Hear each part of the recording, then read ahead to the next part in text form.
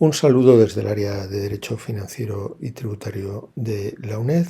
Soy Pedro Herrera, catedrático de la asignatura, y voy a tener el gusto de explicarles en esta videoclase los sujetos responsables y el concepto y elementos de la infracción tributaria. Comenzando con los sujetos responsables, puede ser sujeto infractor, cualquier obligado tributario, bien se trate de una persona física, jurídica o de una entidad sin personalidad.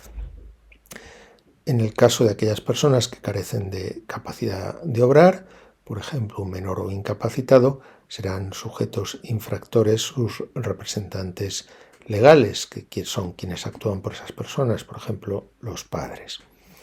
Si hay una pluralidad de sujetos infractores, esto no va a impedir que se imponga una única sanción que todos los sujetos infractores van a estar obligados conjunta y solidariamente a pagar.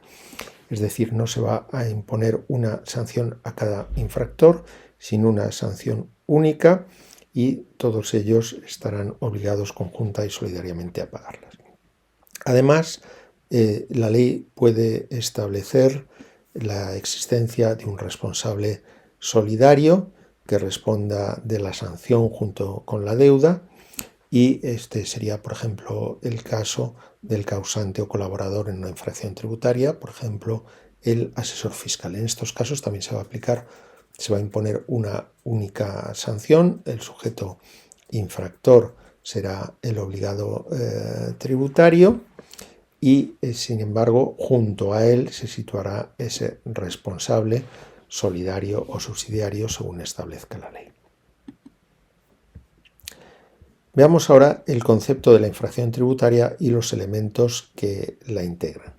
Es infracción tributaria toda acción u omisión, dolosa o culposa, con cualquier grado de negligencia, siempre que esté tipificada como tal en alguna ley. La mayoría de las infracciones tributarias están tipificadas en la Ley General Tributaria, pero también otras leyes prevén infracciones y sanciones específicas. El elemento objetivo de la infracción está constituido por la conducta tipificada y sancionada por la ley, por ejemplo, dejar de ingresar manipulando la autoliquidación o no presentándola, y el elemento subjetivo, la actitud del obligado, es ese dolo o culpa que está presente en el sujeto infractor, cualquiera que sea el grado de negligencia. Hay que tener en cuenta que la Administración debe probar explícitamente ese elemento subjetivo. No cabe presumir que si se ha incumplido la norma se ha hecho con cualquier grado de negligencia. Debe probarlo la Administración, aunque en muchas ocasiones no lo hace así.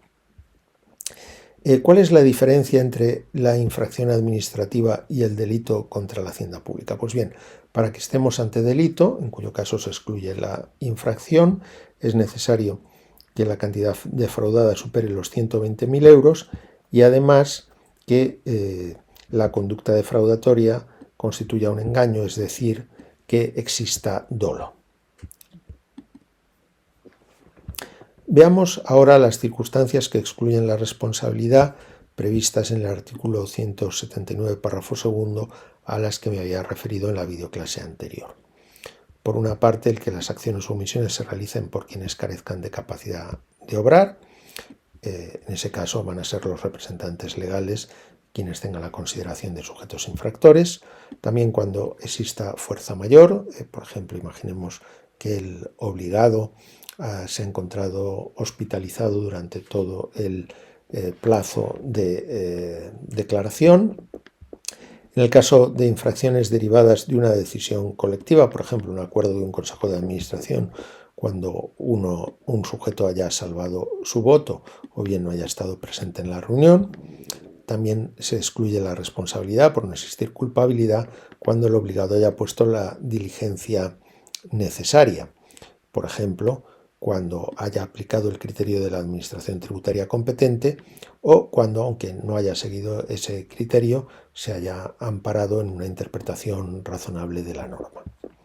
También excluye la responsabilidad el que la acción u omisión sea imputable a una deficiencia técnica de los programas informáticos de asistencia facilitados por la Administración tributaria. Por ejemplo, por una deficiencia de la aplicación para presentar la autoliquidación del impuesto sobre la renta resulta una cantidad a pagar inferior a la debida con arreglo a la norma, en ese caso no se habría cometido una infracción.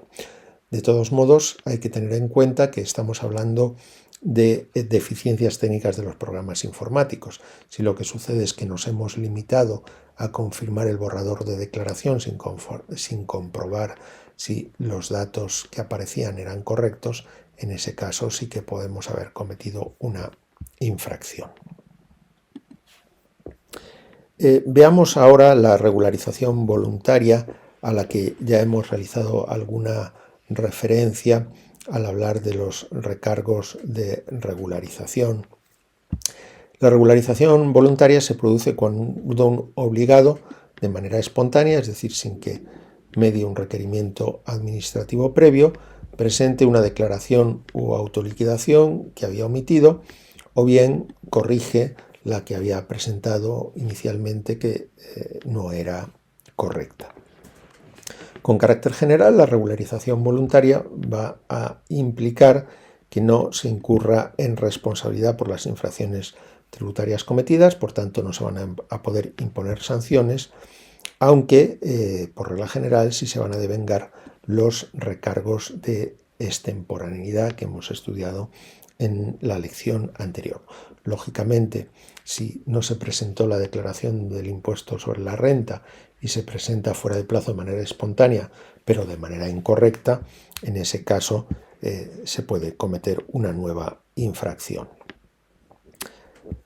En algunos casos, la regularización voluntaria no excluye la sanción, pero la reduce. Por ejemplo, si presentamos una declaración informativa fuera de plazo de manera espontánea, en ese caso no se puede aplicar el mecanismo de exclusión de la responsabilidad y su sustitución por los recargos de extemporaneidad. ¿Por qué? Porque no hay deuda tributaria que ingresar. Se trata de un documento puramente informativo.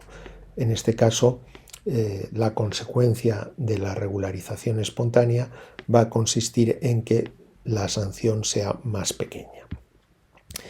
Y por último, cabe mencionar que algunas infracciones no admiten regularización voluntaria.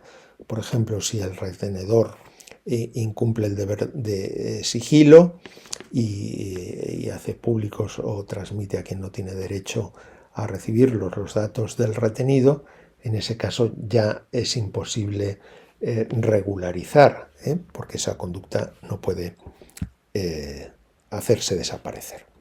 Con esto concluimos esta segunda videoclase relativa a las infracciones y sanciones, y en la siguiente videoclase nos ocuparemos o me ocuparé de la clasificación de las infracciones. Muchas gracias.